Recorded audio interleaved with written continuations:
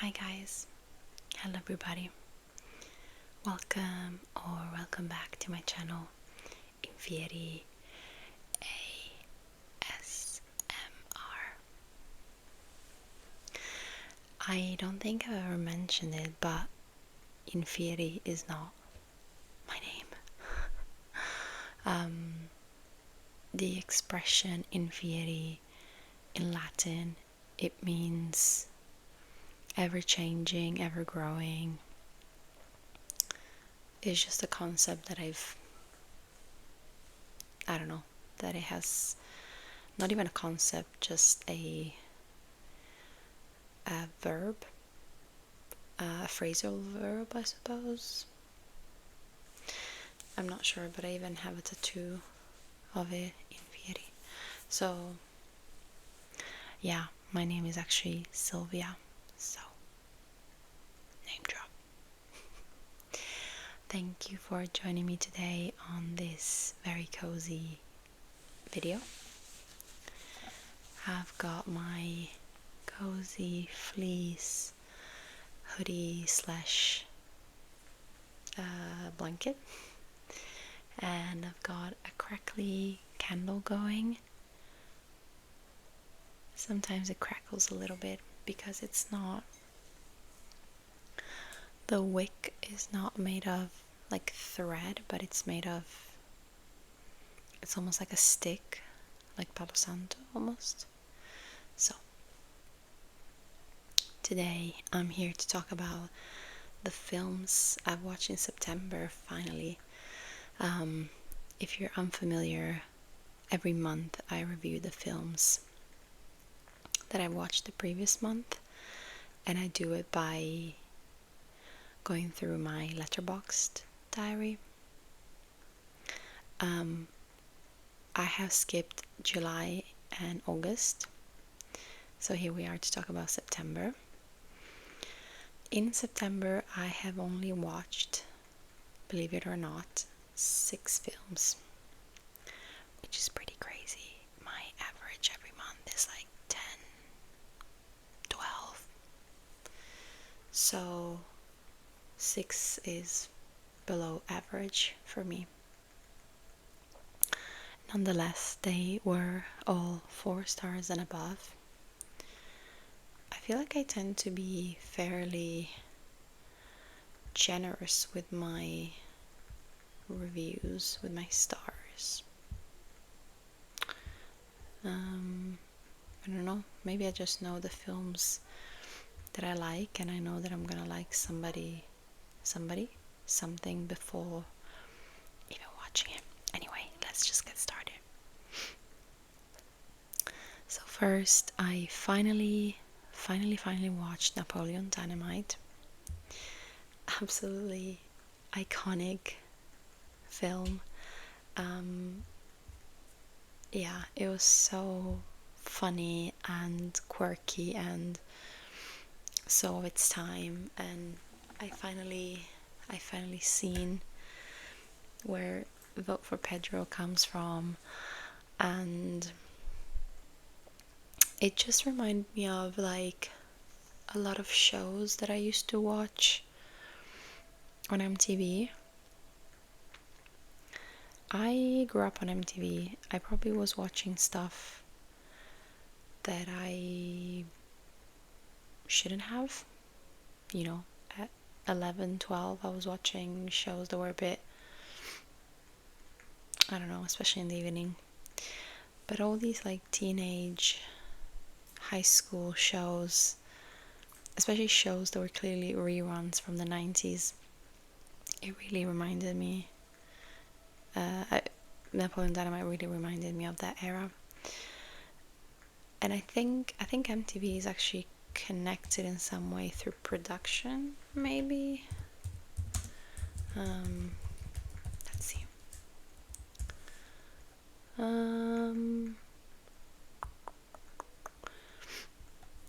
Yeah, actually, yeah. So I wasn't wrong in my connection there.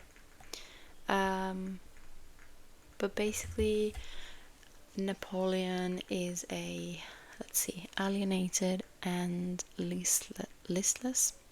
He's a bit of a loser teenager, even though he's very he's quite strong in his position, and he's very like, he plays it like he doesn't care, kind of. And he decides to help his new friend Pedro win the class presidency in their small western high school, while he must deal with his bizarre family life back home. So Napoleon lives with his brother and their grandma. Then grandma goes somewhere and she hurts herself as well. And then the uncle comes around, and the uncle is always like trying to like start new businesses, but he tries to recruit people in such a creepy way. Like, it's always so low-key creepy, but I think he always means well. And he's so funny because he's so like, he lives in the past, the uncle. He's obsessed with like the career that he could have had with this like high school football team, I think, or college football team. Anyway, it's just really it is just really funny film. And you know, again, it's of its time. Like, the humor is so like mean, I don't know how to describe it, but it's like, it was that type of humor. I don't know, it's really iconic in its own style, and I really liked it.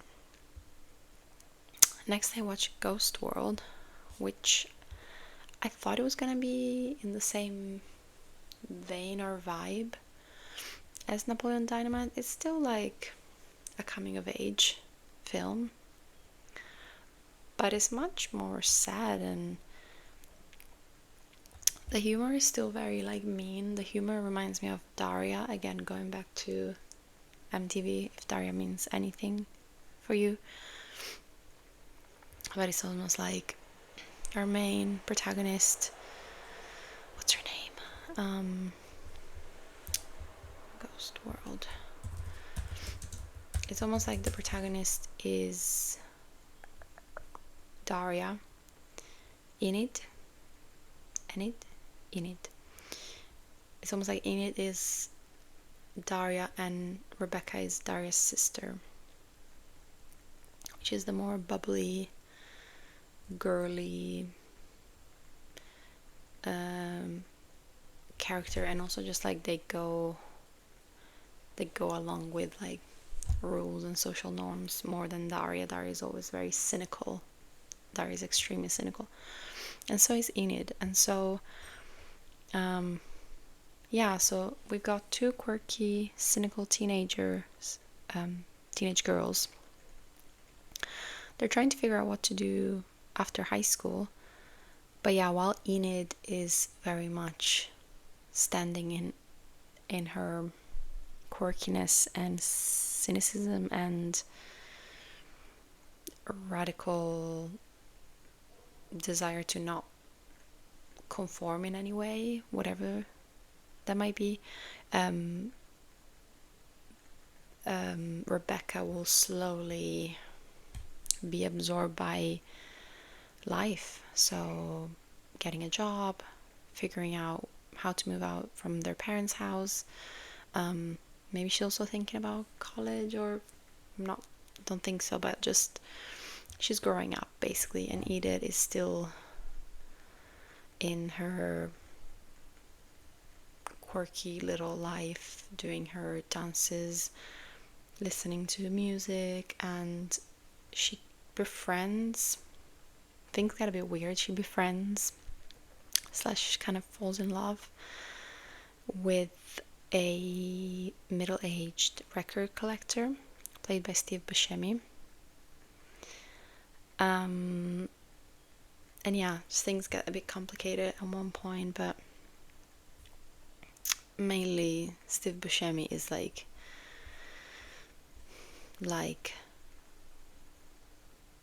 in a way he's like Enid grown up if she continues potentially to be so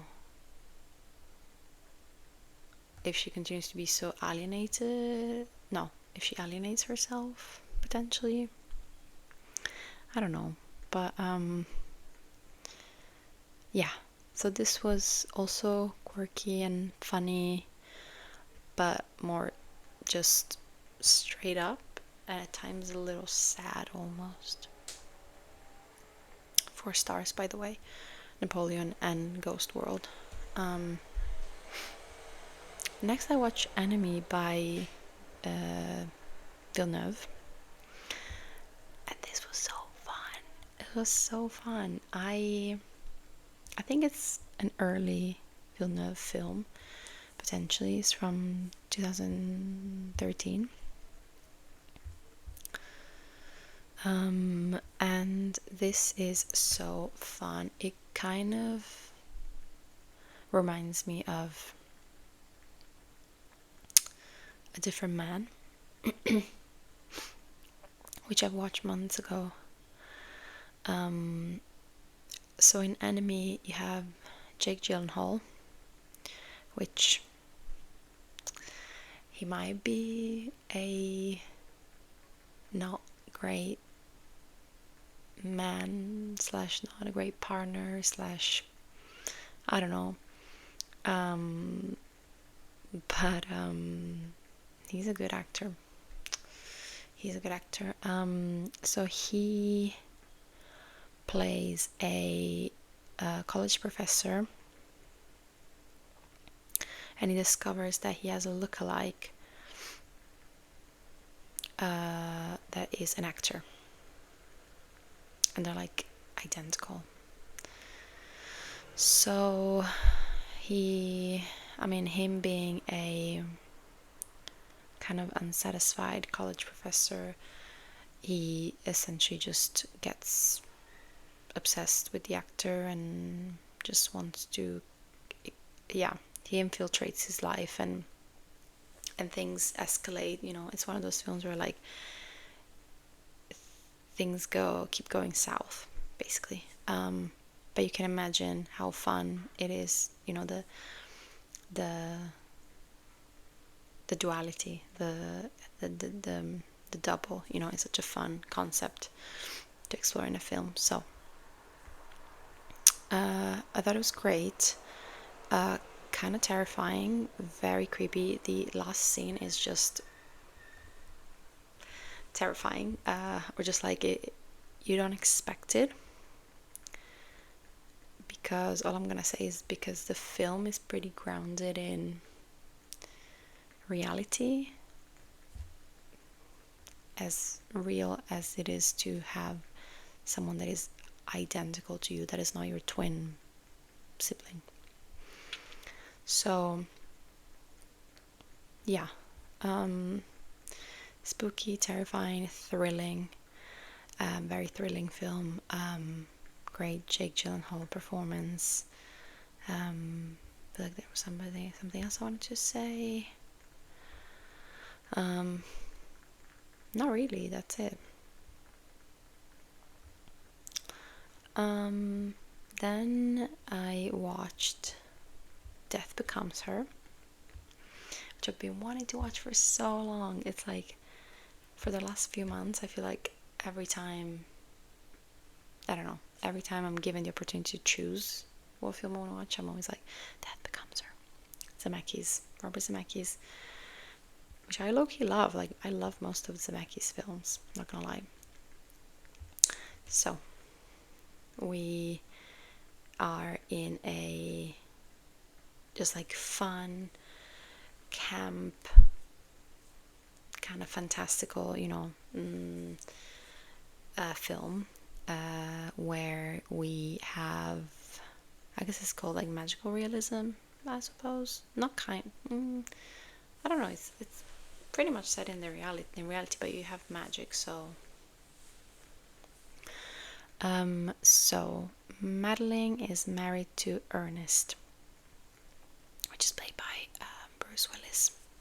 And Madeline is played by Goldie Hawn. No, Madeline is Meryl Streep. Goldie Hawn is Helen. So Madeline is married to Ernest, who was once her arch rival Helen's fiance. So Helen used to be married to Ernest, and then Madeline stole Ernest, I guess, from Helen. And Helen goes to a psychiatric hospital. She has a mental breakdown. And she vows to kill Madeline and steal back Ernest. Unfortunately for everyone, the introduction of a magic potion causes things to be a great deal more complicated than a mere murder plot. And here comes Isabella Rossellini which funnily enough she was also in Enemy.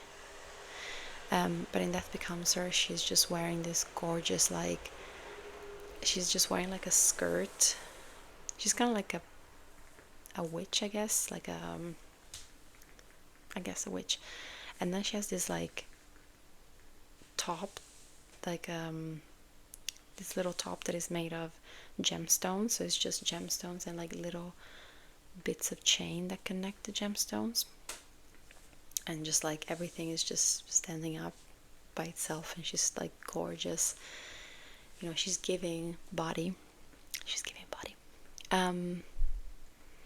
Yeah, this potion is just making people making people immortal, and not only immortal but also younger and forever young. This film was referenced in Sabrina Carpenter's video for Taste. And it's just so camp and so fun. I mean, what's not to love about two people fighting? But it's so cartoonish. It's very cartoonish. It's not giving Who Framed Roger Rabbit, but it's Zemeckis, so it's just it's that mix of reality and cartoon. And at one point one character has a full hole in their stomach, and another one gets her head twisted completely, and it's just they're puppets after a while. So there's not much plot at all. If anything, it gets a bit complicated and a bit too much at some point. So it's just really the fun of the campiness of the effects of the potion and people fighting and trying to kill each other, but it's they're cartoons.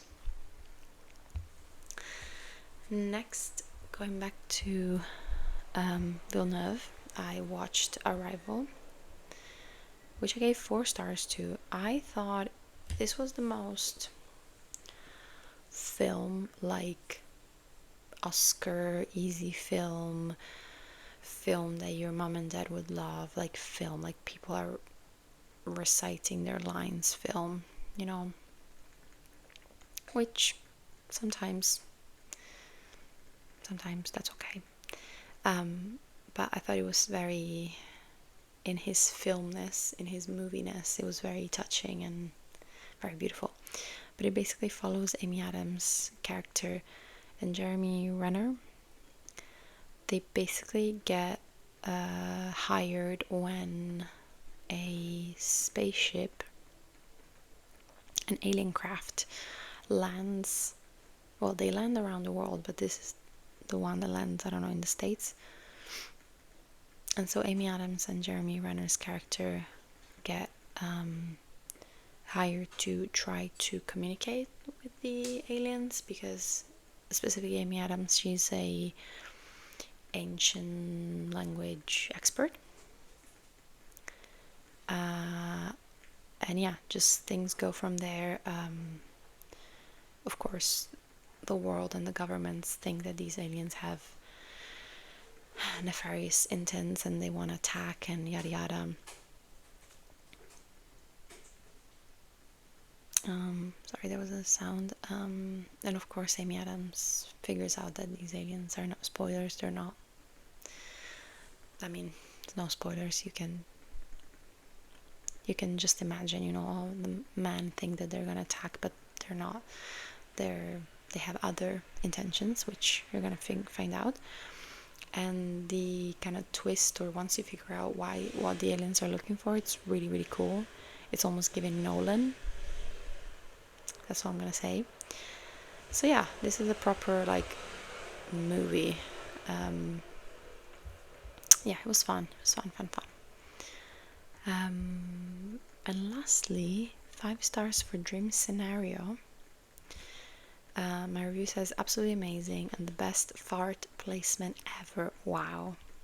And I stand by that. I don't know why you wouldn't like Dream Scenario. It's like the perfect encapsulation of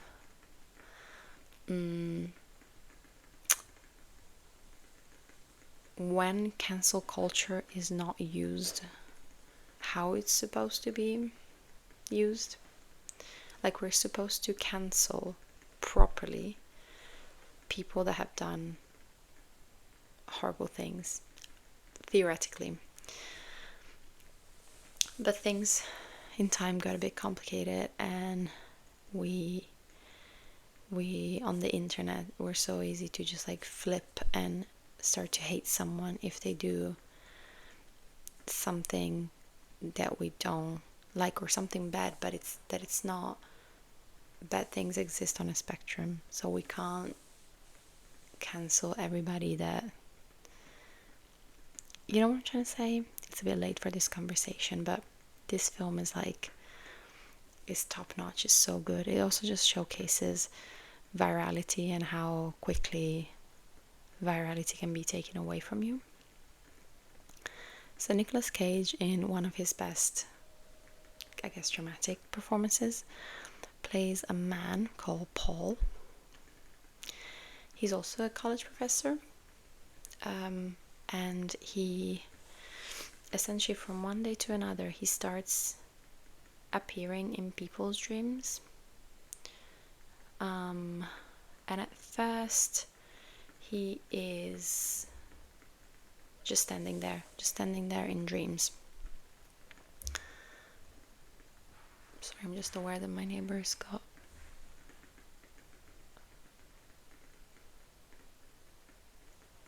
maybe they got food delivered. But yeah, so at first he's not doing anything in these dreams, and so many people get these dreams with him in it that he becomes viral, because everybody's like, who is this man in my dream, and how are we all dreaming of this man? That he's not famous, he's just a regular guy. And then so he becomes famous, and then things get sour when he starts doing things in dreams, and people turn on him. But it's not his fault. He's not controlling. He's completely not in control of being in people's dreams. So you can see how that can be very good, potentially, to become popular, or it can be very negative. So this was absolutely fantastic. Yeah, but when his nighttime appearance takes a nightmarish turn, Paul is forced to navigate his newfound stardom. Absolutely great. This has a 3.4 star rating, average star rating on Letterboxd. I gave it 5. I thought it was brilliant. Like, one of those films where you finish and you're like, that was brilliant, that was amazing, that was so creative, that was so well executed, and also funny. So that's it. These are the 6 films I've watched in September. I have already watched 5 this month, so I'm hoping to get back on track watching lots of films. As always, thank you so much for watching, Please don't forget to like and subscribe if you haven't already. And please consider clicking on the thanks button under this video. Thank you so much. I'll see you next time.